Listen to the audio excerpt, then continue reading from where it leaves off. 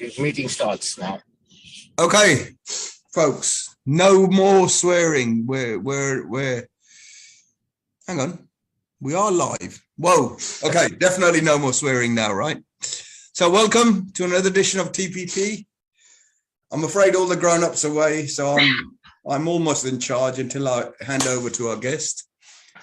Of course, we've got a really good one. We've all been hearing about growth. There's a smirk going on in the background. So one of the key government policies is, as always, is to grow or build our way into growth. I don't know what the hell they're going to build this time, right? But I know someone who does. So welcome to our special guest, Linda Wright, aka the headmistress. Linda, over to you. And I'm going to try and stop talking. Oh, right. Share screen. Marvelous. Thank you. Hello, everybody. How are we? Move that. God's sake. No swearing, Linda, remember? Right. Okay. Yes, boss. Okay. Good evening, everybody. Or whenever you watch this, as it's number one being live streamed, but it's also being recorded as well. And I'm just going to move that down out of my way. Good evening, everybody. I've done this presentation to this group before. There's a few tweaks. Now, to be perfectly honest, there might be a few more tweaks next week because we're being threatened with more planning reforms next week. So maybe I might have to come back and do this again next week. I've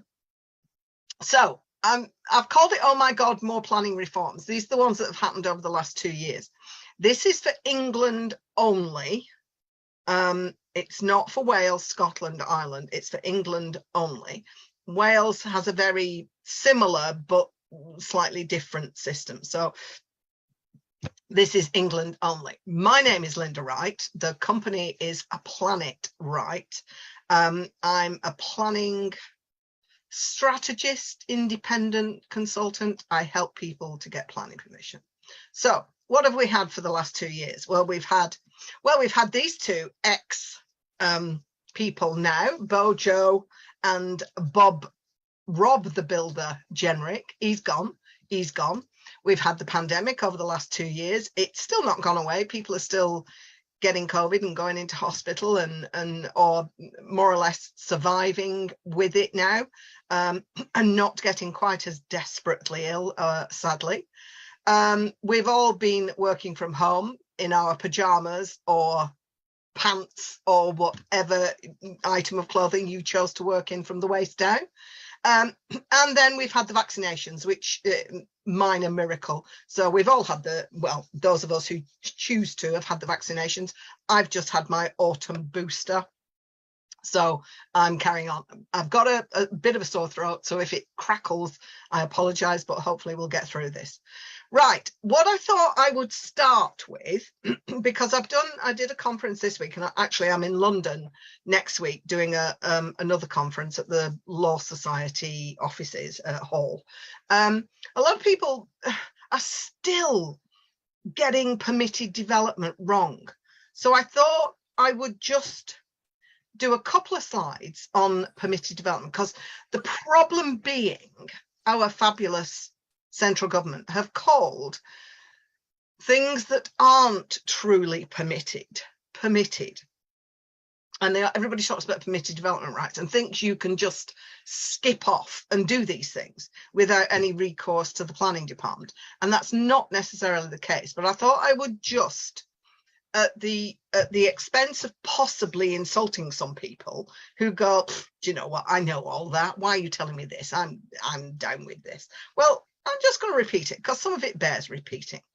And I don't want to insult people's intelligence, but I've done a little traffic light model there with emojis and, green, amber, red.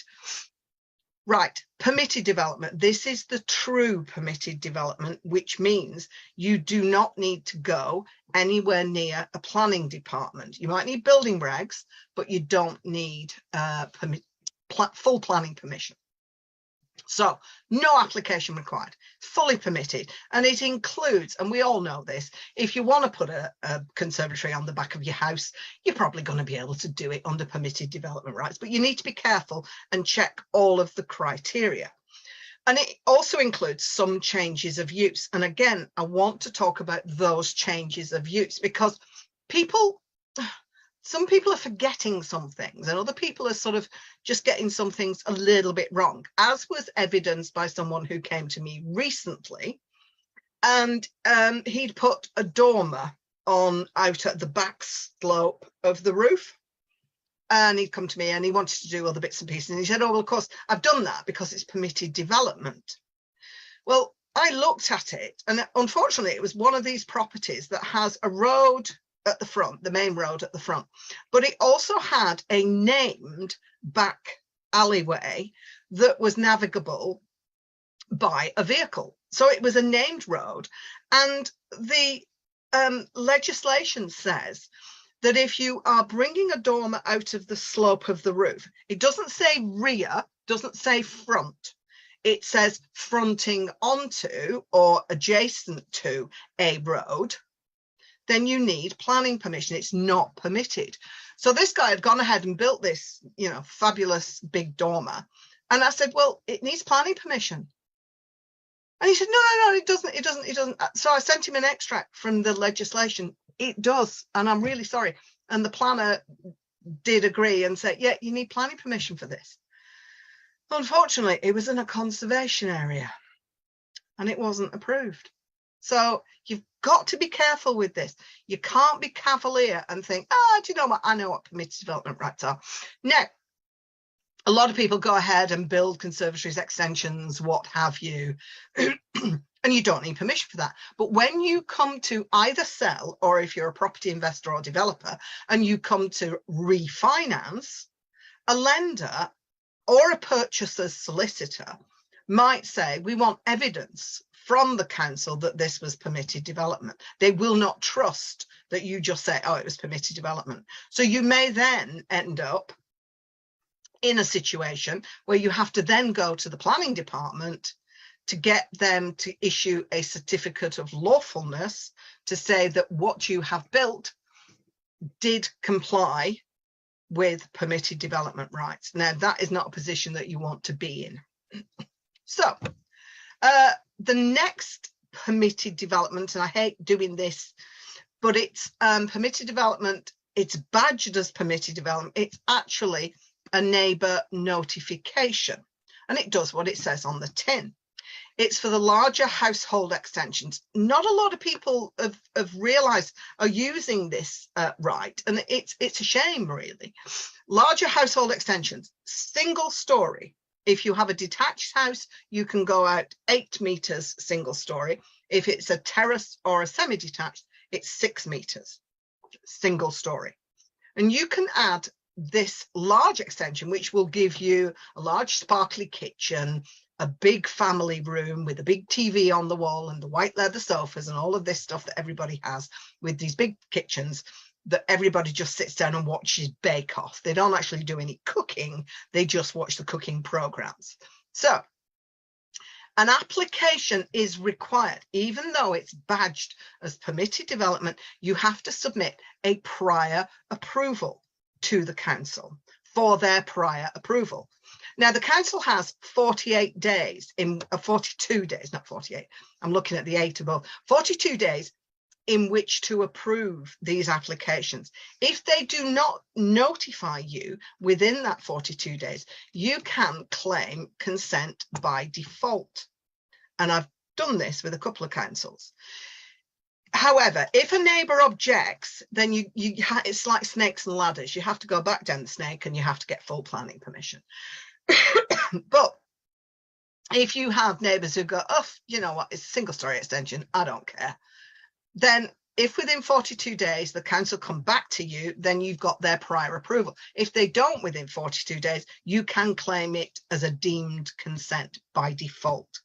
So that is these strange little hybrid things that you need to be aware of if you are a property investor or developer. It might just, can you imagine what that would do, especially in the London boroughs? Can you imagine what that might do to the rental income return if you built a 6 or 8 metre extension?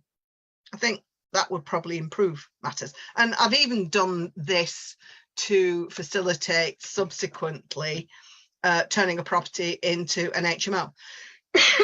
So again, it's a bit of a no-brainer, really. So permitted development, this is the full prior approval procedure.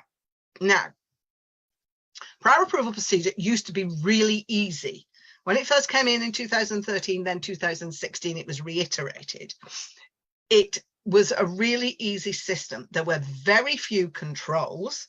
And for example, you will know, probably near to you, there's an office that's been converted to residential, even massive tower blocks of offices that have been converted to residential. An application for prior approval has to be submitted to the council. And when it says prior approval, the work must not have started. It has to be prior to the commencement of the work.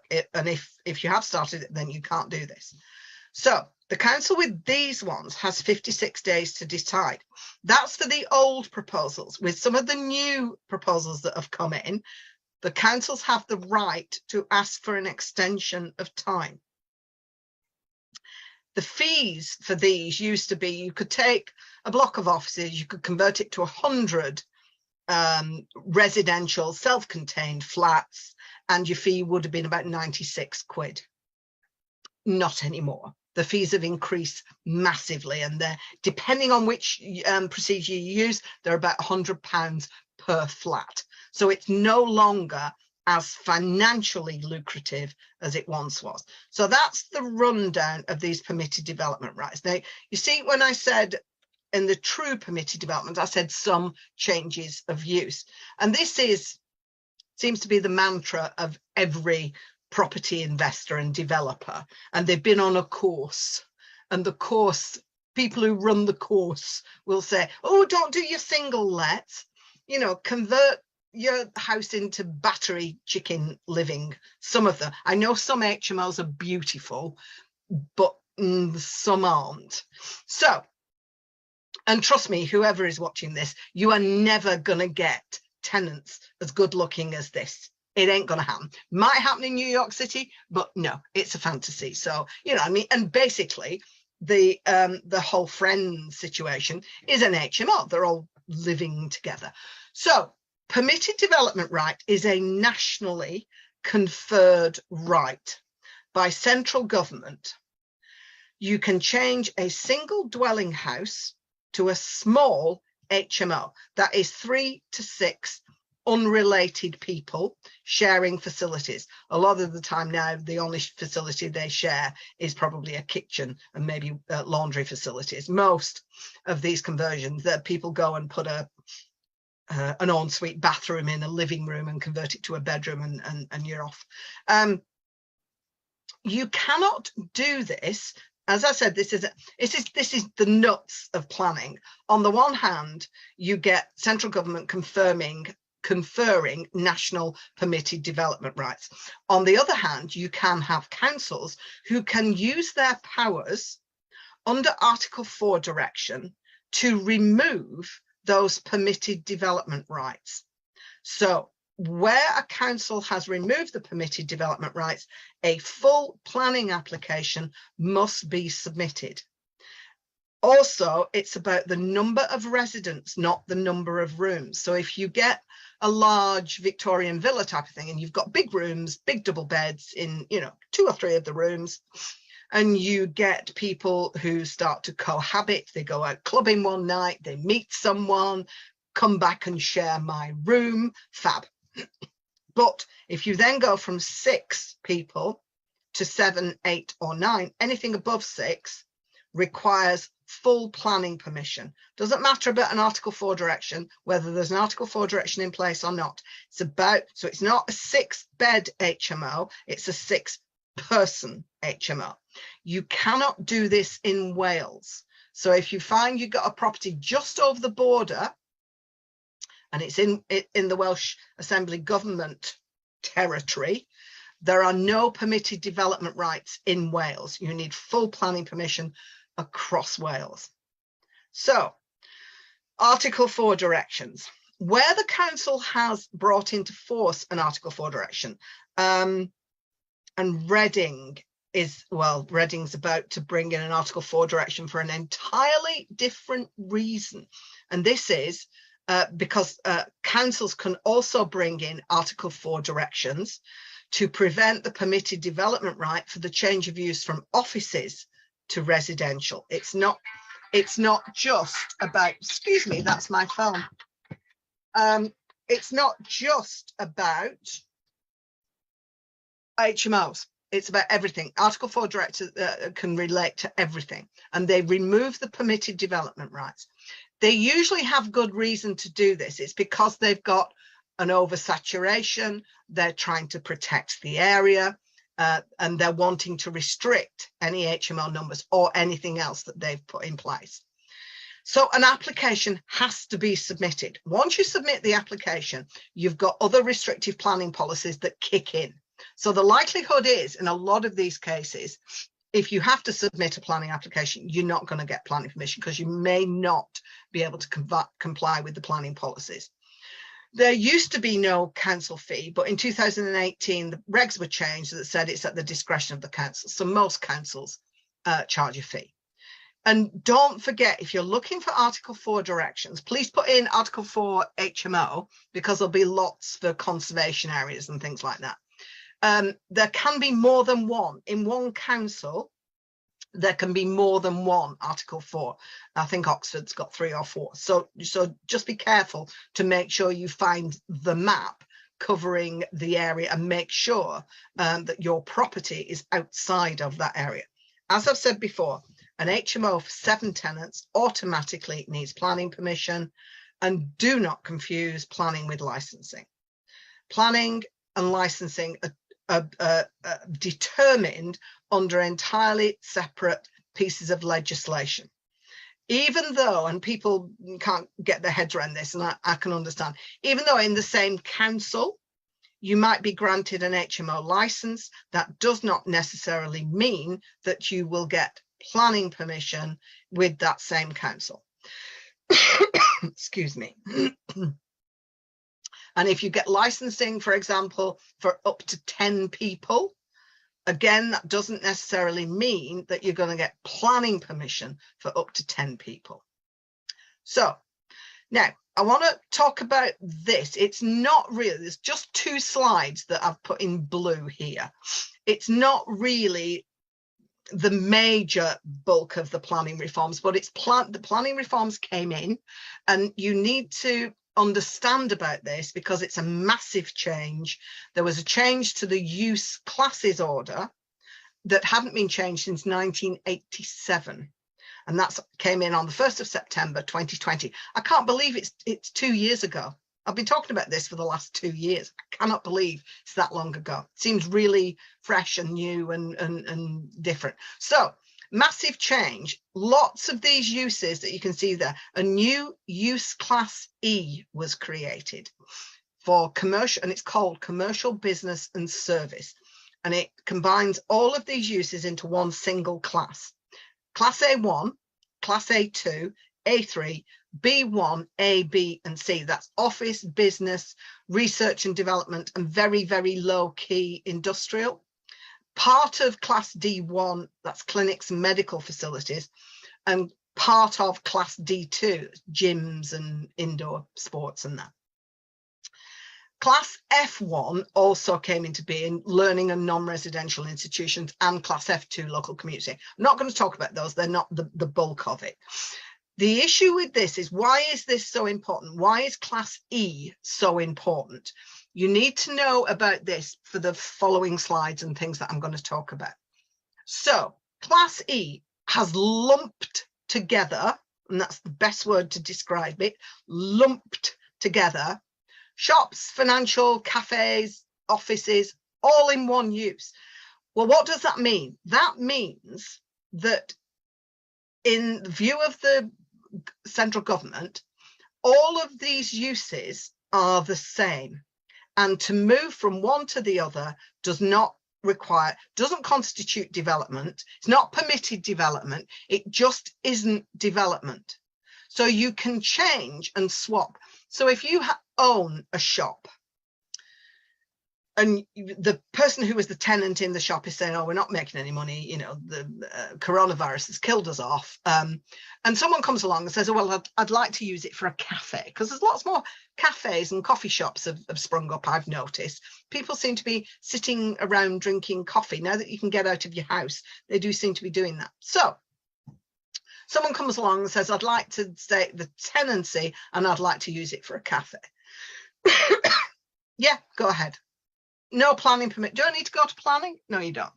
Right. Then after 6 months, that cafe owner said, oh, do you know what? I'm not doing this. Then someone comes along and says, I'd like to use it for a yoga studio. Okay. Do I need planning? No, you don't. It's all within the same. Do you see what I'm saying? It's all within the same use class. There is no size restriction on this.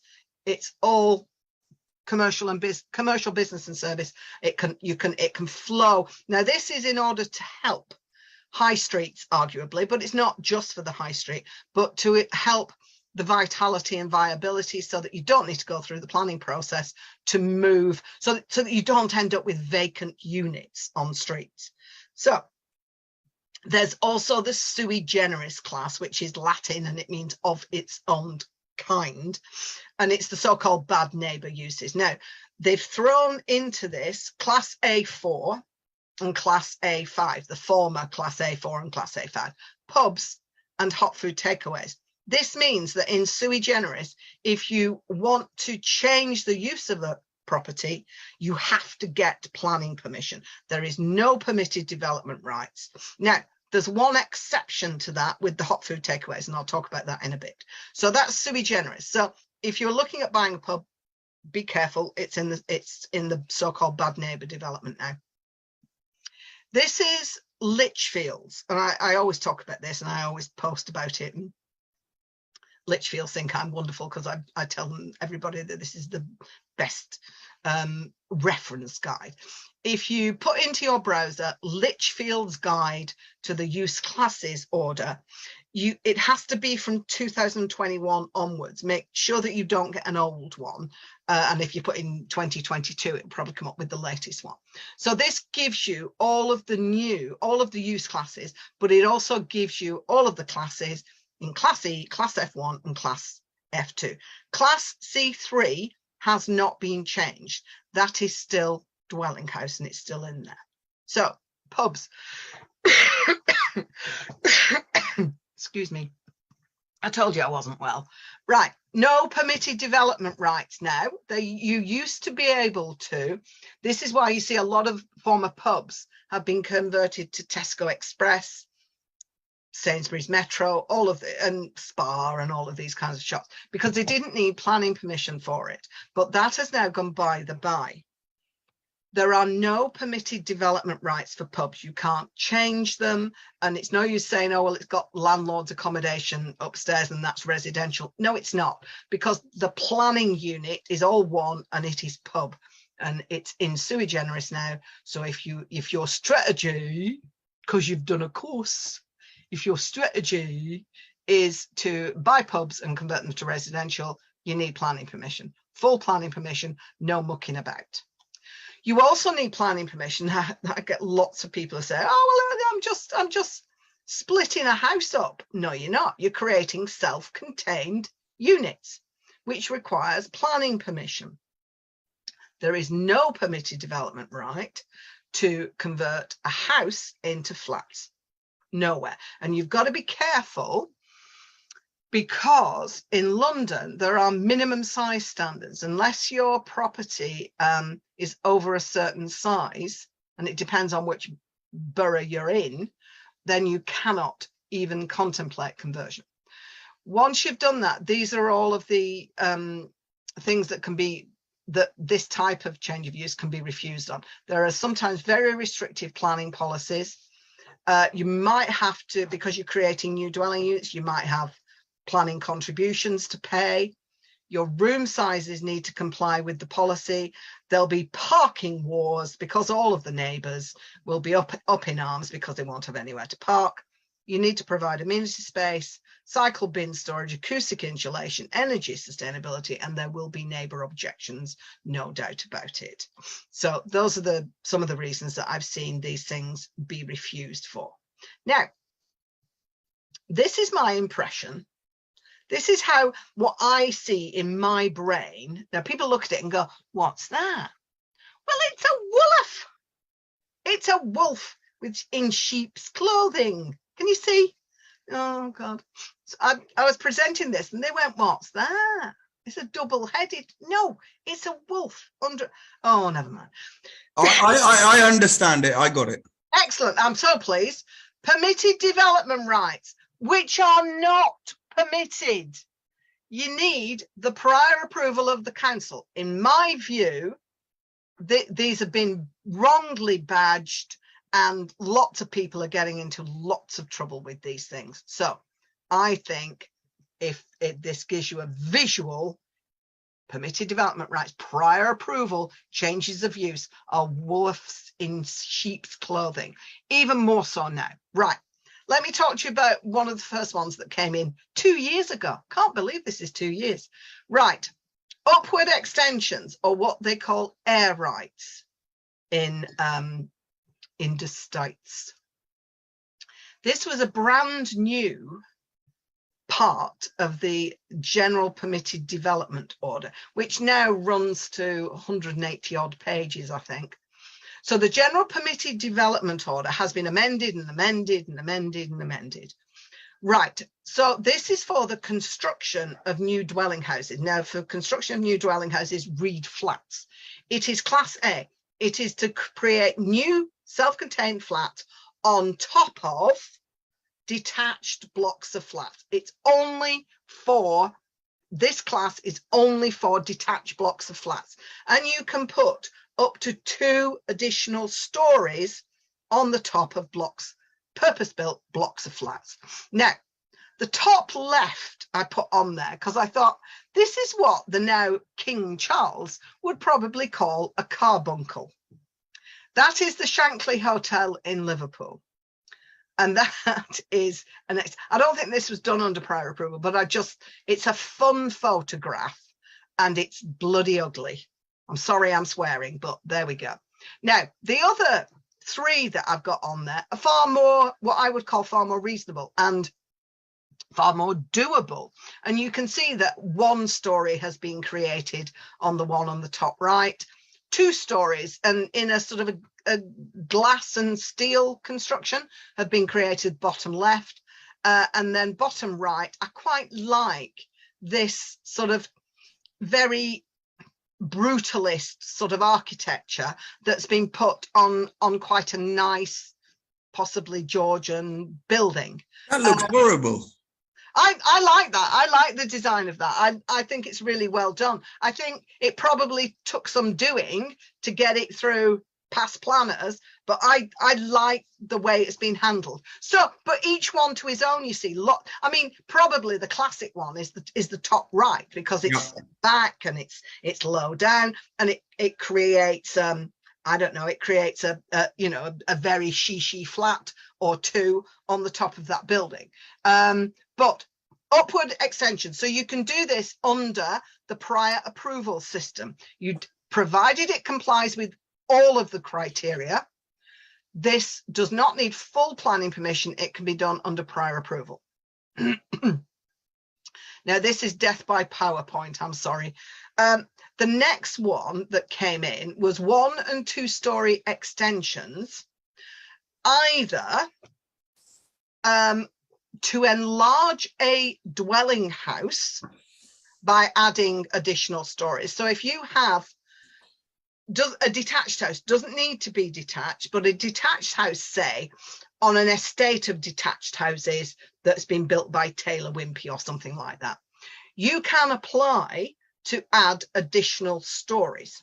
However, There are a shed load of limitations on this, and it will be, the council can take into account design and external appearance. So don't think that these are a rubber stamp job, because they can be refused on the grounds of design and external appearance, overshadowing, overlooking. These things are going to stick out like a sore thumb in my view, but you know, this is what the legislation says.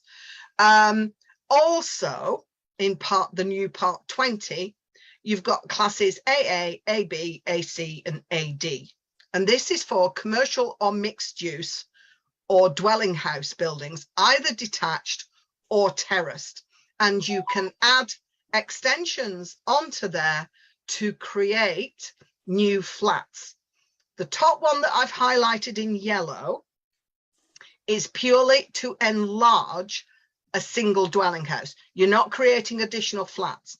The part 20 is to create new flats on commercial, mixed use dwelling houses, either detached or terraced.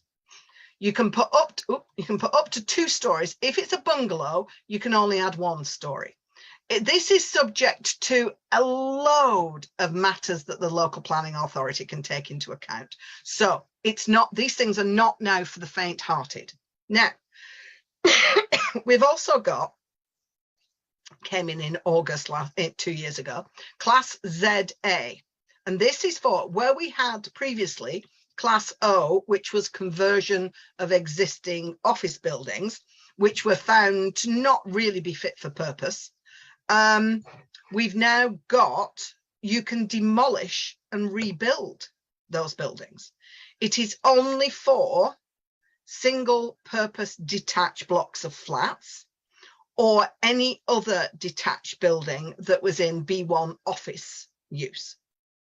And it had to have existed on 12th of March 2020. And there's all sorts of other criteria and requirements. So you can demolish and rebuild these buildings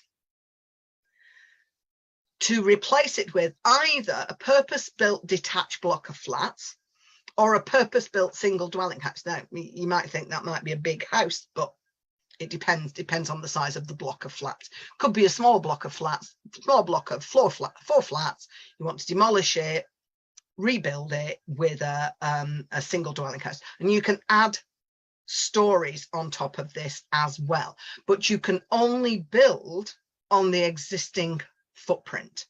So you can't put extensions on. You would have to do that afterwards under a full planning application. So that's the demolition and rebuild. Now, I've called this OMG, and I'm hoping that what I'm going to talk about in a minute will become clear. So Class O, which was the GPDO use class that you used, not use class, the GPDO class that you used to convert office buildings to residential. Now, this disappeared last year. You can no longer use Class O. It has been replaced, and we'll talk about that in a minute. So now these things lasted for 3 years. So if you come across, if you're looking at office buildings and converting them, if you come across any of these, please be very, very careful. Because, for example, if you find one of the, because they last for 3 years. So if it was finally approved last July, it's now got 2 years left on it, but you have to complete this. So if you're in the market for an office building to convert it and someone comes to you with one of these things, and for example, just to make the maths easy, it had permission to convert to 50 flats. You probably are not going to get those 50 flats in there now because of the additional requirements that have been brought in. And I'll go through those in a minute. So be very, very, you're probably going to go from 50 to maybe 40. So that is going to have a significant impact on the return on investment and return on your investment. So you're going to have to be very careful. If you submit another prior approval to do the same thing, the likelihood is you're not going to get the same approval. You're not going to get the same numbers, mainly because size standards have come in. So that's class O. Now class M, look, M's bond. I'm trying to help here. Now, do you remember I said there was an exception with regard to hot food takeaways? This is it. They have they've kept class M, but they've changed the wording of it. So it's certain uses, laundrette, betting office, payday loan shop, hot food takeaway can be converted to class C3 dwelling houses or flats. Well, you can convert it to a house if you want, but flats. So it's change of use. The maximum floor space is 150 square meters. Can't put any extensions. You can demolish a bit if you like, not a listed building or in a conservation area.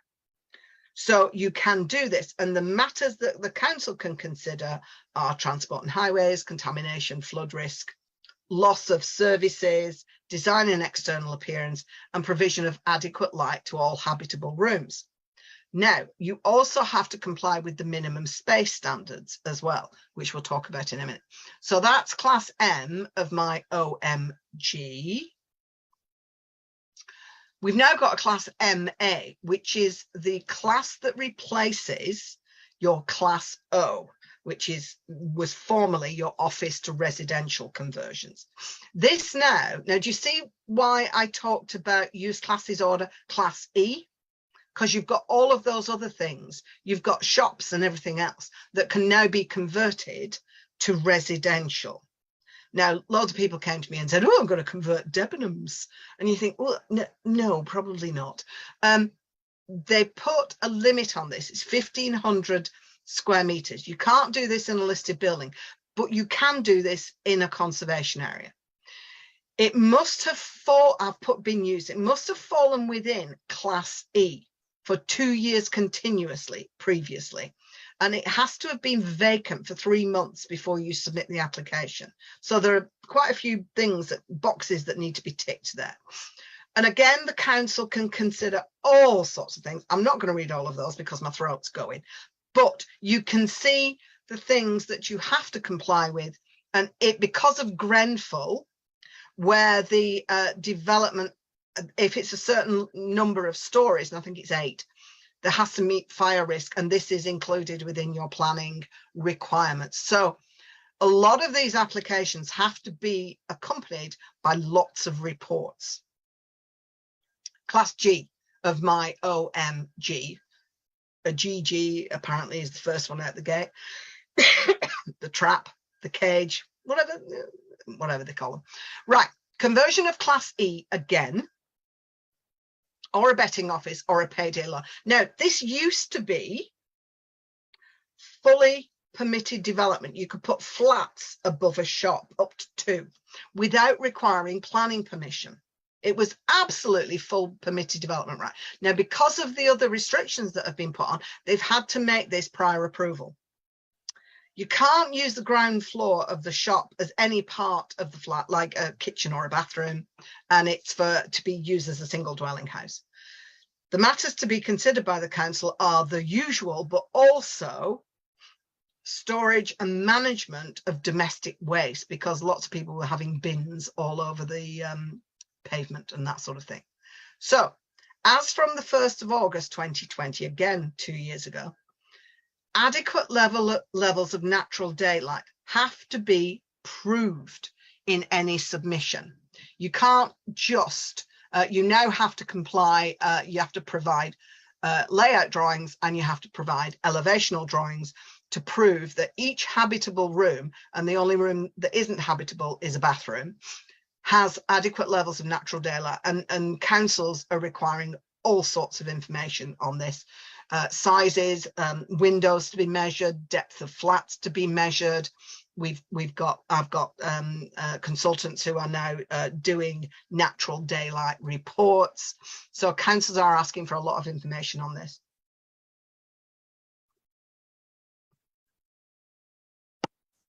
Excuse me, just needed a little drinky. And yes, size does matter. So, as of the 6th of April last year, the council said all prior approval applications, this does not apply to full planning applications. Full planning applications will have to comply with the council's normal size standards, whatever, and it can be a lot more than 39 square meters. They might not have standards. They might be fine with studio units at 30 square meters, but this is just for prior approval applications. So 39 square meters, the new minimum space standard for a single person living in a 1-bed flat. Now, who the hell's going to go around and check if there's one person or two people in there? I don't know. 39 square meters if there's a bathroom. If there is only a shower room, then it's 37 square meters, but there should be all sorts of storage and stuff in here. I'm not sure who's going to check any of this stuff, but the drawings that you submit for prior approval must show that each unit to be provided, to be created, is a minimum 39 if there's a bathroom, 37 if there's a shower room.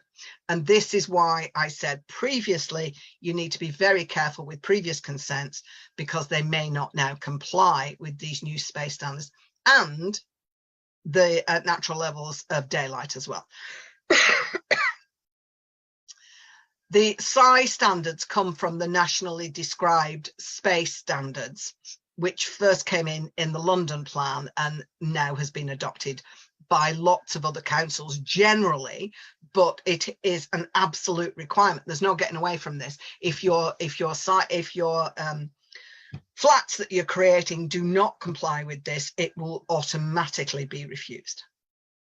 And not forgetting, I don't know how many of you are interested in converting agricultural buildings, but there are agricultural buildings that can be converted under the prior approval system, must be part of an agricultural unit. It's now up to a total of 5, not in special protection areas, and it is subject to design and external appearance. And these 2 that I've got on here were 2 particularly good examples of making a barn still look like a barn in the countryside or in a farmhouse courtyard sort of area. Right, these are the I thought I'd just put this on here.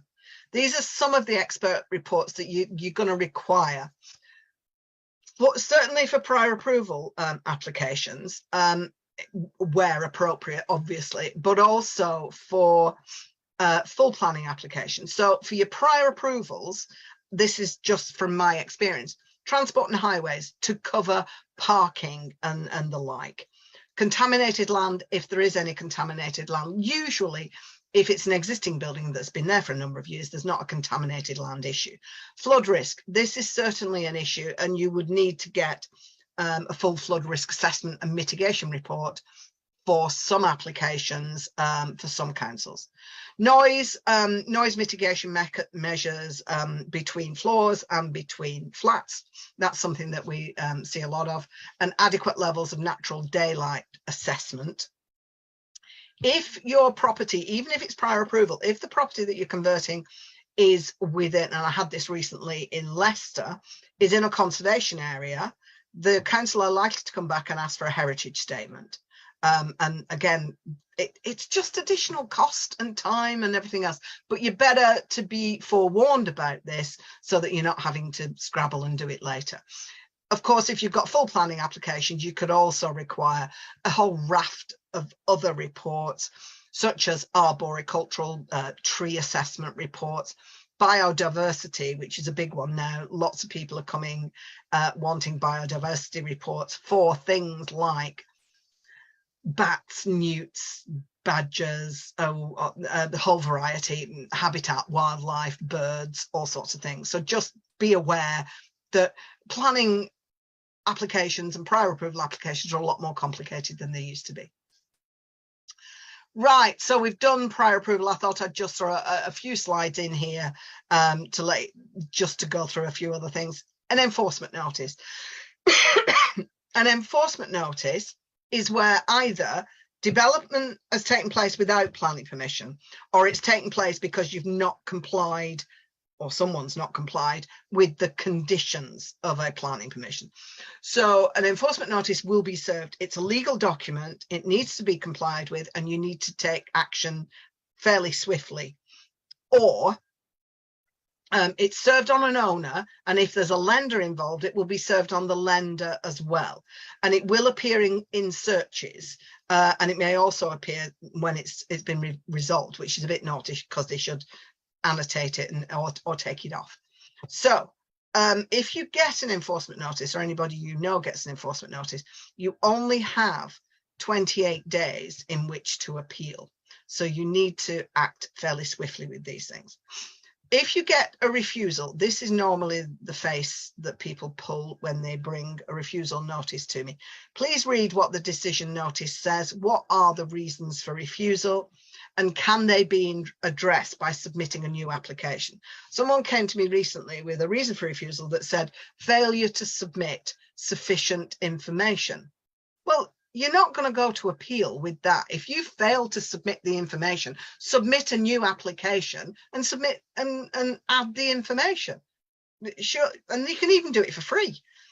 So surely that is a bit of a no-brainer. Going, people say, "Ooh, want to go to appeal," and you think, no. An appeal again is not for the faint-hearted, and you can't add additional information at the stage of the appeal. The planning inspector will only take into account the original planning application documents, and he will also be bound by the same council policy that was used to refuse the application in the first instance. Now, I know there are a lot of councils, and especially when it goes to committee, who do make ridiculous decisions and they do need to be appealed. But please be sensible and read what the reasons for refusal are. And if you can address them in a new application, it's probably going to be quicker than doing an appeal. So appeals, just let's talk about appeals. 3 different types of appeals that go to the independent planning inspectorate, who have a central location in Bristol, but most of the inspectors work from home, and they tend to be local to the areas in which they hear appeals.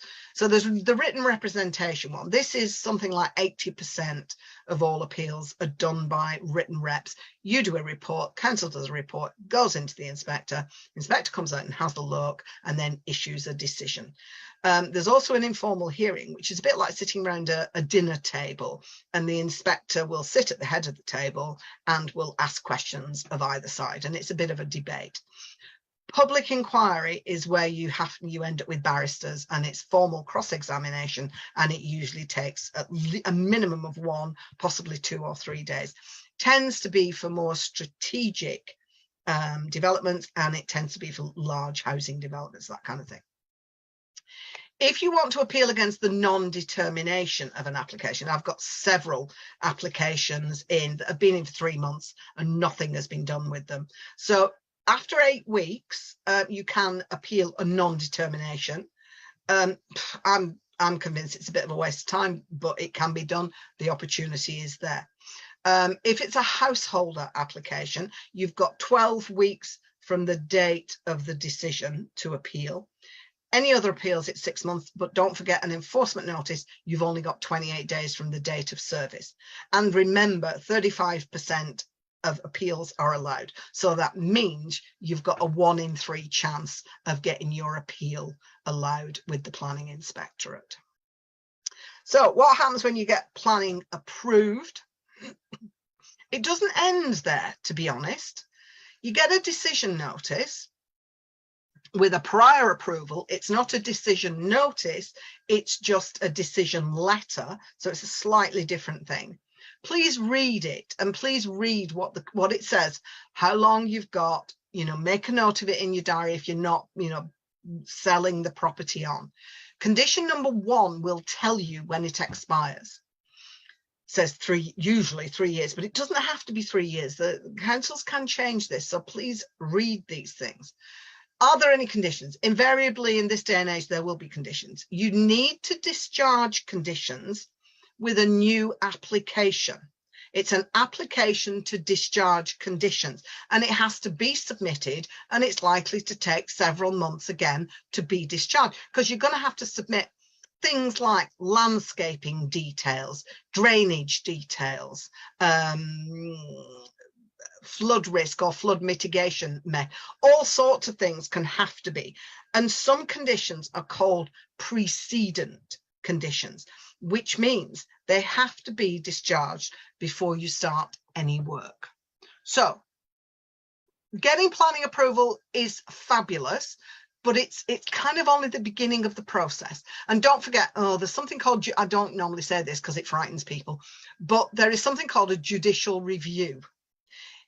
If there have been neighbours who have objected, and if they are fairly vociferous neighbours, and if they've got a bit of money behind them and they're retired and all of this kind of thing, they can apply to have a judicial review of the council's decision to approve.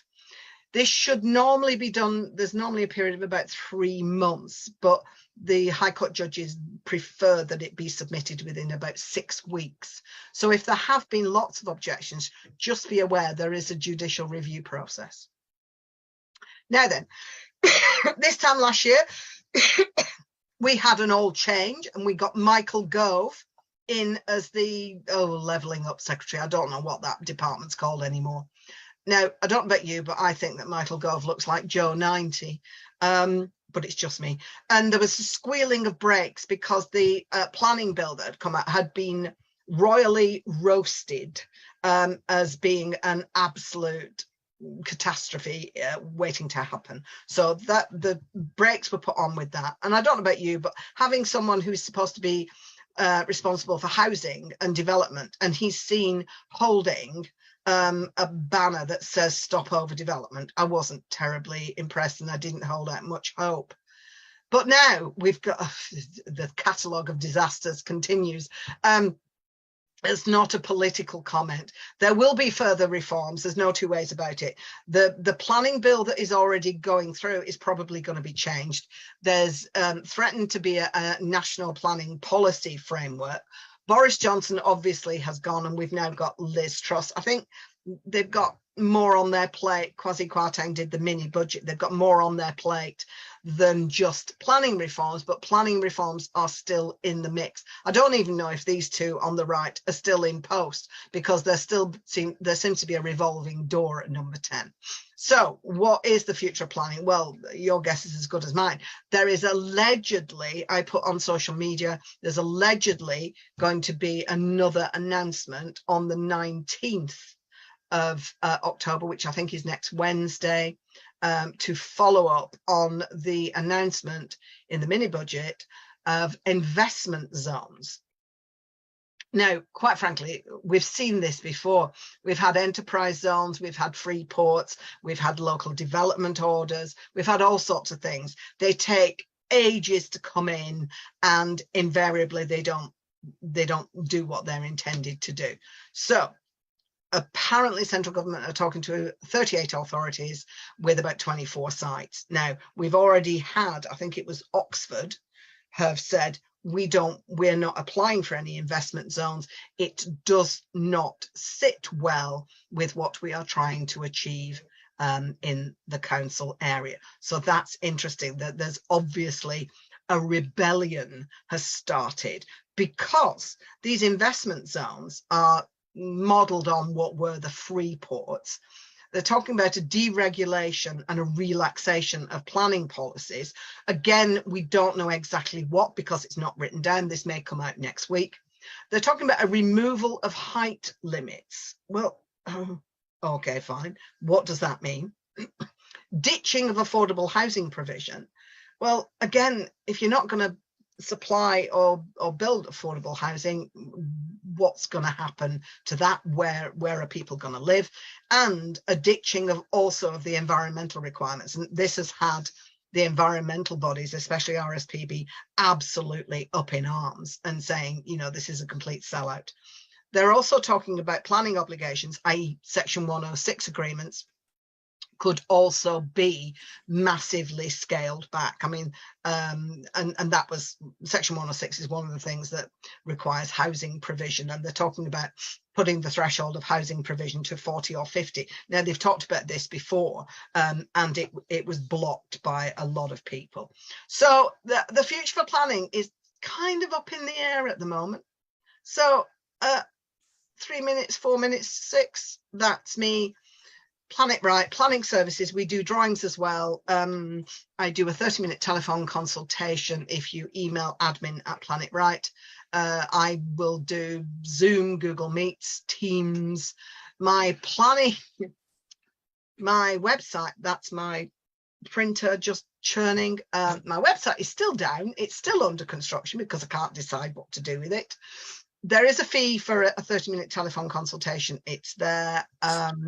If you want to connect with me on LinkedIn or Twitter, please do so. Not on Facebook, because I tend to post silly things on Facebook that amuse me, but are not terribly businesslike. So that's me. Thank you very much for listening and for inviting me to talk. I'm sorry. Linda, we'll pay you in 50p's and send the bill to Surinder for this extended consultation. So, as Surinder is busy doing something else, which he can't be named, a couple of questions, if you don't mind. I'll keep short ones. You mentioned appeals by written, and then you've got the big one where it's you get public inquiry. What's the thing about barristers' hearings? Is that becoming popular, or what's going on there? No, I mean, barristers will be required if you're doing a public inquiry. I mean, there are some people who companies who represent themselves, but invariably they'll engage the services of a barrister. It generally, it's a very, very small percentage public inquiries, and it tends, the planning inspectorate can veto if an applicant or an appellant asks for a public inquiry. If the planning inspectorate think it's not required, they will say no. They'll downgrade it. They might downgrade it. They probably won't downgrade it all the way to a written reps. They'll probably downgrade it to informal hearing. You would not expect a barrister to appear at an informal hearing. You might get a solicitor and a planning consultant or a planning lawyer, but you wouldn't expect a barrister to be doing, because it's not cross-examination, it's debate more than cross-examination. The public inquiry is a full-blown debate. It tends to be larger developments, nationally significant or strategically and regionally significant developments, and it will include large housing developments as well. Okay, wow, that's interesting. So it's up to the planning inspectorate to tell you if you can bring your barristers, the really big guns, or the guys who know nothing, usually the solicitors. And please don't take your local solicitors, because they don't know nothing about nothing anyway. Sorry, solicitors, a bit of a go there. But yeah, so it's up to the planning inspectorate. Planning conditions. It was interesting you mentioned planning conditions. Mm. Usually people think the standard planning condition must have started within 3 years. Now, am I right in thinking that's increasingly being replaced by must have been completed within 3 years? Or have I got not that particular condition. The prior approval applications, the theory is that you are supposed to complete these. The whole idea between the prior approval system procedure is that it's a hybrid. It was meant to be quicker and easier than a full planning application. It's turning out not to be. And what they were trying to do was say, look, let's quickly get this through the system, get people out there, get these things converted, built, done, dusted, and let's provide more housing for people. That was the theory. And so they said it should be completed within the 3 years. Now, this full planning, it's slightly different. If you can prove, now this is where we get into very woolly territory. If you can prove that you have made a meaningful start within 3 years, It holds the development in perpetuity. But the commencement of development has to be substantial and robust. You can't just dig a hole on the site and say, there you go, we started. There has to be some form. And again, it's open to interpretation, and every single council will have a different interpretation of it. Oh dear. Yes, oh dear. Right, and that leads me nicely on to the next question, probably my final one, because you'll probably shoot me after I ask you this one. I'm going to go easy on you. I'm just going to keep it 3 questions. Worst councils, name and shame, please. There aren't any. They're all bad. Love it. Sorry, that's actually. I'm hedging more towards the councils who are being really good at the minute. Yeah, that's another way of doing it. Okay, we're doing really good. And the councils who are really pulling out all the stops and trying to work with you. And I've had, I did something for change of use of offices to 14 flats recently with Sefton Council in Crosby. And they asked for a few more bits and pieces of information, but on the whole, they were fabulous. Where is Sefton in Crosby? Liverpool. Oh, no wonder. Okay, but that's quite good because Liverpool are dreadful. Oh, really? Yeah. Okay, because there's a lot happening in Liverpool. Yeah. Oh, well, it's a big city. I mean, and now they're going to be holding the Eurovision. I heard on the radio the other day that they were panicking about properties being rented out for Eurovision. And oh, don't worry, nobody goes there anyway. Who the hell listens to that stuff? No, hush your mouth. No, there's a lot of people out there who love Eurovision. Yeah, most of the Eastern Europeans, right? Because we never win anything. Well, we're holding it for Ukraine, aren't we? Well, yeah, because we're hardly going to let Russia do that. Don't go there. Don't go there. All right, brilliant. No, thank you very much. Very welcome. Everybody else has disappeared. It's just me and you. Manny's there. Well, no, they're hopefully watching on Facebook. But brilliant. No, thank you very much. You're very welcome once again. No, super. When's the next date to watch out? Where to watch out for? 19th. So I understand, but we don't know. But yeah, watch out for the 19th because I may be coming back. Well, you're most welcome. And one more question before you go. Bonus question for me, I guess. When are you starting your political podcast? Because I love to hear that. Political? Yeah, if you go back a couple of slides, you suddenly hate the government, don't you? No, I don't. I just think that it's a catalogue of disasters at the minute, and I don't think I'm alone in that. I think everybody's thinking that now, right? Well, yeah, I just don't. No, I don't go on about my political views because I don't really have any, to be honest. Yeah. But yeah, I mean the government at the moment, it's scary. Yeah. I mean, it's beyond incompetence, right? Well, it's incredible. I don't understand how these people in such high levels of power can make such a diabolical mess of things and seem to be denying that there's a problem. And that's, I don't know. Yeah. Well, that's a worry. Well, when you start the political program, I love to be on it. And I hate the government. I think I hate the government as much as you do, or the politicians. I just like. I don't have a hating bone in my body, but no, I don't hate them, but I think they're useless. Worrying. Yeah, well, that's another. Look, thank you very much. I've taken up a lot of your time. That was very, very useful. Thank you. We'll see you in a couple of weeks, depending on what happens in the 19th. Yeah, we'll see. Right. Depends on what happens on the 19th, right? But brilliant. Look, thank you ever so much. Hope your cough gets better. I hope it's nothing serious. And I guess watch this space sounds quite good, right? I think you have to. There's some weird and wonderful things are going to come out of central government. But there are a lot it might even be Liz Truss who's coming out of central government. Well, possibly. But there are obviously, as is evidenced by Oxfordshire, they're just saying, no, we're not having enterprise zones. So if, you know, if a massive number of councils do that, then any enterprise zones the council, the central government come up with is just going to be a waste of time. I'm guessing they're saying we don't need the money, go away. No. They're saying it's against their environmental ethos.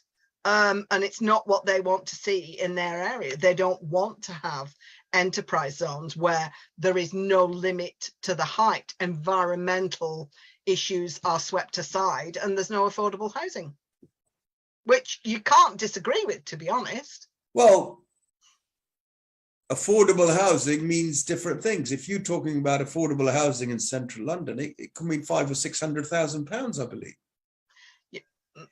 Yeah, affordable is a specific. It's not that people can afford it. Yeah, it's a relative term, right? Yeah, it's affordable in terms that it's handed over to housing association or to the council, so that they can place the people on their council house waiting list in there. Yeah, so it's, you know, it's a relative term. But no, brilliant. That's enough of me. All right. Thank you ever so much. Nice to see you again, Sir.